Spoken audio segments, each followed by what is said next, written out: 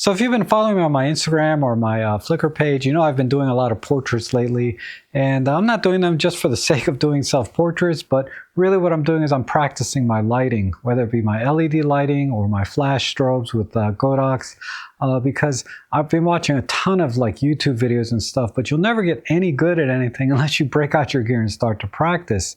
And someone had asked me, what is my process for doing these self-portraits? Because they want to do the same thing, right? It just doesn't make sense to hire a model because it'd be a waste of their time and a waste of your money, and friends and family, they won't have the patience to sit down there for hours with you while you practice all your different lighting setups.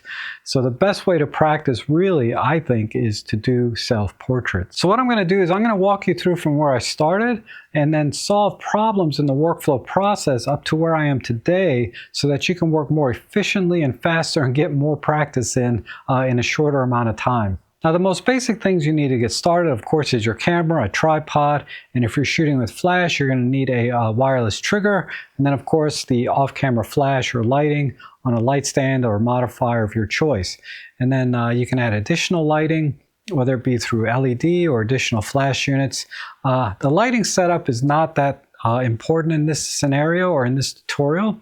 What I want to focus on is the workflow of actually taking the images. What you would do at this point is you would set up your camera exposure. Typically, I just shoot in manual mode at 1/250th of a second at 5.6. And then I set my flash power to manual, and I would start at, maybe say 1/4 power just to see how that looks like. So if I want to see how that looks, I would, of course, set the camera up, frame it properly. So whether I'm going to be standing or sitting, set the, tripod at the right height, and then put the camera into self-timer mode, push the shutter button, then go back to my position and take a picture. And then wait a few seconds and the camera will fire. And this is where I kind of ran into the first problem. Was a lot of times the image was out of focus, and that's because when you push the shutter button to start the self-timer, the camera actually focuses at that moment. So it might be focusing where I'm standing right in front of the camera and not where I'm moving to, or it might be focusing somewhere on the background. You just don't know. So what I did was I set up the camera I pre-focused ahead of time. So what I did was I would take the light stand in this case, put it in a position where I might be standing or sitting, and then focus the camera onto the light stand using autofocus, just half pressing the shutter button, and then it would focus here. Then I would put a little piece of tape on the floor or a leaf or whatever, some kind of marker, and then I would switch the camera into manual focus so that it doesn't change focus whenever I push the shutter button. So that solved part of the problem. So now I push the shutter button, wait 10, come back to that spot, wait 10 seconds, and then, the camera will take the picture. Now, if you have an Olympus camera, there's another great feature that'll save you a lot of time and help you to get more practice, and that is the custom timer. And that's basically the same thing as the regular self-timer, but with these important differences. So it'll do the same thing and wait like 5 or 10 seconds before it takes the first picture, but you can tell it to take up to 10 additional pictures without having to go back and push the shutter button again. But more importantly, it'll automatically refocus with each picture. So you don't have to pre-focus or stay in the same spot as it's taking the additional pictures. So if I wanted to, I can move back a little bit, I can move forward a little bit, I can practice all these different poses and the camera automatically refocus with each one. So I've set up the custom self-timer to just take 3 pictures just to kind of give you an idea of that workflow. So I'm going to go ahead and push the shutter button. I don't have to worry about focus. I can just stand here. And then maybe I want to go this way. And then maybe we'll do a straight on shot with my hands in my pocket. And the camera automatically refocuses each time I moved onto my eye because, I turned on face with eyes detect. So this process solved the autofocusing problem and also allows you to get a lot more practice in a shorter amount of time because you don't have to go back and forth to the camera, and you can try multiple different poses and expressions, etc.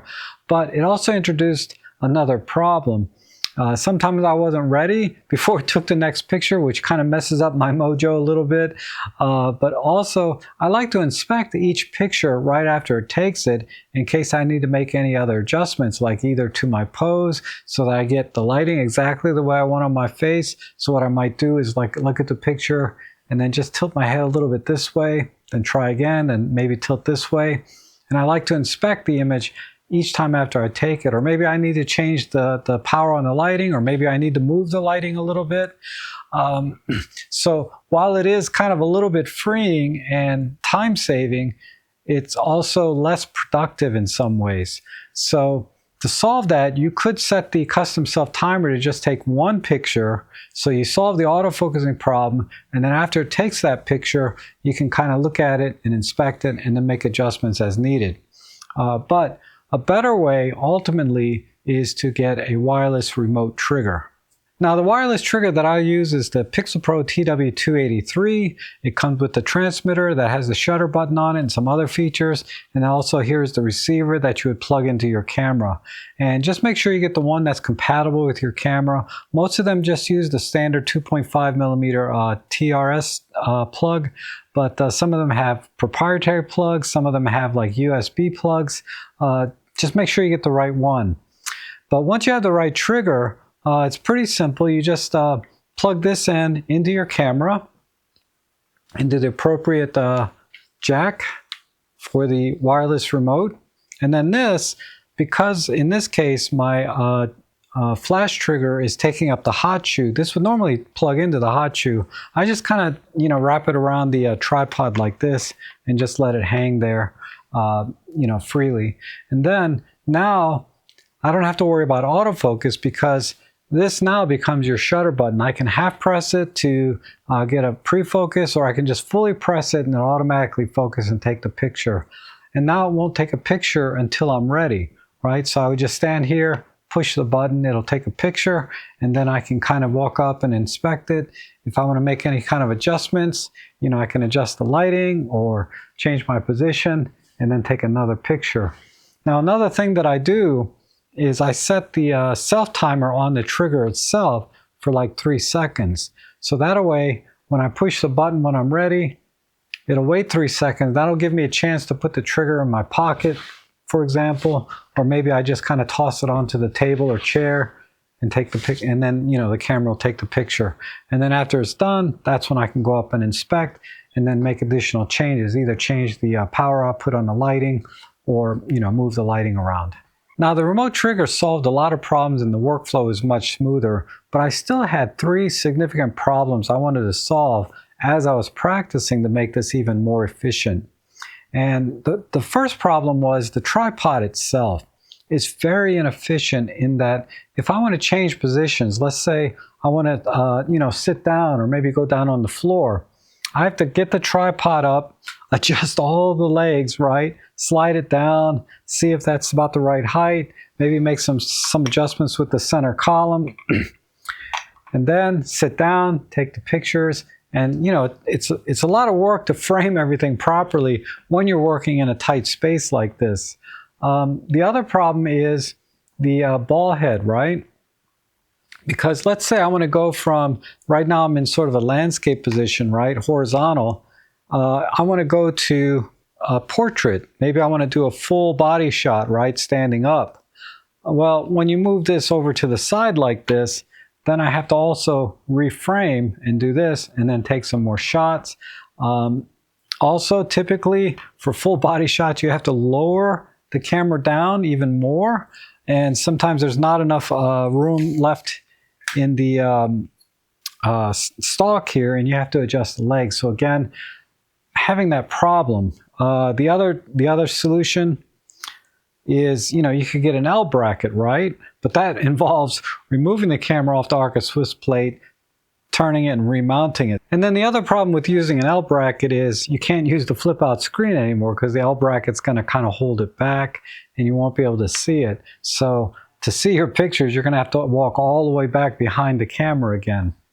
So I solved all of these problems in the next setup I'm going to show you. So this is my new setup, and basically what I did is I got one of these universal cages. This one I got a good deal on for like $30. And then this has two cold shoe mounts here on the top, so I can put my flash radio trigger here, and then put my wireless remote shutter trigger over here. There's also a bunch of 1/4-20 screws around here, so I can mount an external monitor here facing me, so that I can see myself when I'm sitting down, and I don't have to get up and look at the little tiny screen on the monitor here. And even if I do flip it out, because it's in this cage now, it's going to be obstructed by this handle and also by some additional cabling and wiring when we hook everything up. Another problem I solved was going from portrait to landscape mode. What I did was I got one of these this is an Ulanzi rotating ring or mount. It's made for Sony cameras. They have them for other cameras. The Sony one actually fit my Olympus camera with a little bit of adjustment. I put a washer in the bottom, but it works. And now all I have to do is rotate the camera to the portrait mode to do verticals. And then if I want to go back to horizontals, I can just turn it this way. Very, very simple, very fast, and allows me to work very quickly when I want to go from portrait to landscape. And then the other thing is I switched from a tripod to a monopod. Now here in the studio, it's okay. I wouldn't use a monopod outside because it's very unstable, right? But here in the studio, it's okay. And this solved two problems. One is I can walk behind the camera very easily because the footprint is much smaller, right? And a lot of times when I was on the tripod, I would accidentally kick the tripod when I was kind of walking behind the camera to set the flash power settings or camera settings. And then I would have to kind of, reframe everything. And that was a pain because I did that all the time. With the monopod, I'm doing that a lot less. And this monopod, has some substantial feet on the bottom, so it is pretty stable indoors on a hardwood floor. But I wouldn't use these, like I said, on carpet or outside. The other thing the monopod solves is the verticals. Because on the tripod, you have to loosen up all three legs and sometimes work with the center column.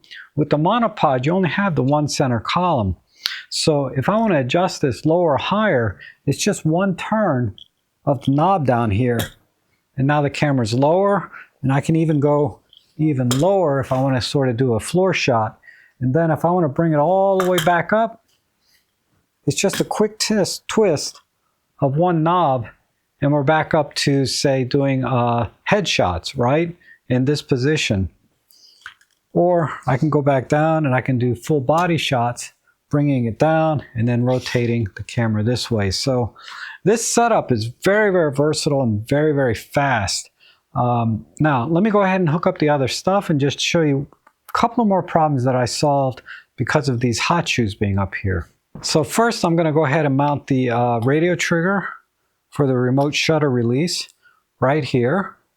And then the flash trigger, normally you would have to mount this directly onto the camera. And that's not a problem because this particular cage, the camera sits back a little bit, so it's not a problem. But if it's tilted sideways, if I want to adjust the flash power, it's kind of, you have to kind of go down there and look at it, right? So what I did is I mounted it up here, but to do that, I had to get a flash sync cable, which is this. So this is a Olympus compatible TTL flash sync cable. And I just simply put the radio trigger in here, then mount this up here.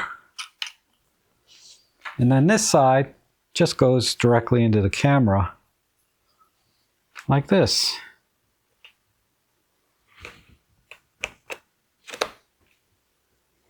And then tighten it down.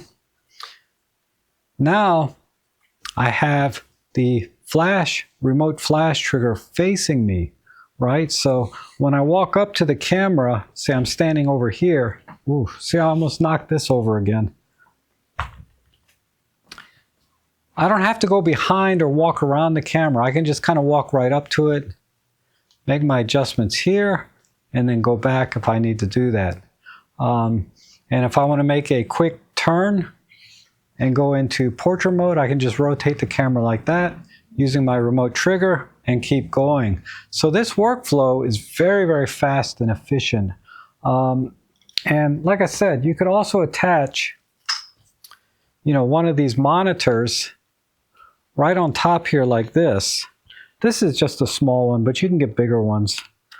If I was going to use a bigger one, I'd have to mount it a little bit more on this side, so it's over the wireless trigger on this side instead of over here where it's kind of bumping up against. But these, these rigs or universal cages are very flexible in where you can put things. So now I have the monitor facing me as well as the radio trigger for the flash, and then I would just plug this into the HDMI port. But there's one additional thing that I do, because this monitor is so tiny. Even if I have an 8-inch monitor as well, and that's still too small really sometimes when you have the camera maybe 10 or 12 feet away from you. So what I've done, and let me take you over here, is I had an extra 32-inch monitor laying around. This is an old 1080p monitor, but it's more than good enough for the camera. And then I just got this long HDMI cable, and let me bring this over.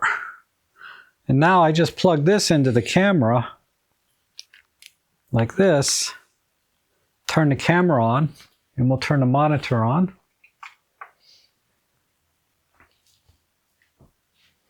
And now I have a big screen of the scene right in front of me, so I don't have to get up and squint at the little tiny screens or monitors here.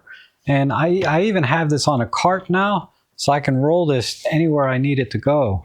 And this is about, I think this is a 10-foot or 3-meter HDMI cable. And then I secure it with these Velcro straps or wire ties, whatever they call these things, onto the rig, so it doesn't put any strain on the camera's mini HDMI port, right? One other thing you might consider is if your camera has tethering capability, you can plug your camera directly to, say, into a laptop, and then use your tethering software, like maybe Capture One has it built in, or the OM workspace and the other tethering software that Olympus has. You can plug your camera directly into your laptop, and you don't need the monitor. You can just use the laptop's monitor as your main monitor rather than hooking up separately. But rather than introduce another layer of technology and tethering and all that, I just like plugging the camera directly into the computer monitor. And if you don't have an extra computer monitor, you probably have a flat screen TV, right? So you can just plug your camera into the flat screen TV, and you can probably see that if you're, from wherever you are, if you're practicing, say, in your living room. No problem, because those are huge, right? All right, so let me just double check my flash. All right, we're very good there. We're at about the right height. Everything's framed. And then let's just do a test shot. All right, so 2 problems. One is the remote's in the shot, so I need to set the 3-second timer on this so I can put it away. And also, I don't like how my foot is facing, so I'm going to cross my legs the other way. And I can see all of that from the chair by looking into the monitor. All right, 4-second timer. Let's cross my leg this way. So that's my entire process for now. If I find any ways to improve this, or if you have any suggestions, please leave them down in the comments below. I'm always looking for ways to improve my photography and workflow. And if you appreciate the work that I'm doing here, consider making a donation in the links below to help support the work that I do and to continue making videos like this for you. Thank you so much for watching, and I hope to see you again soon.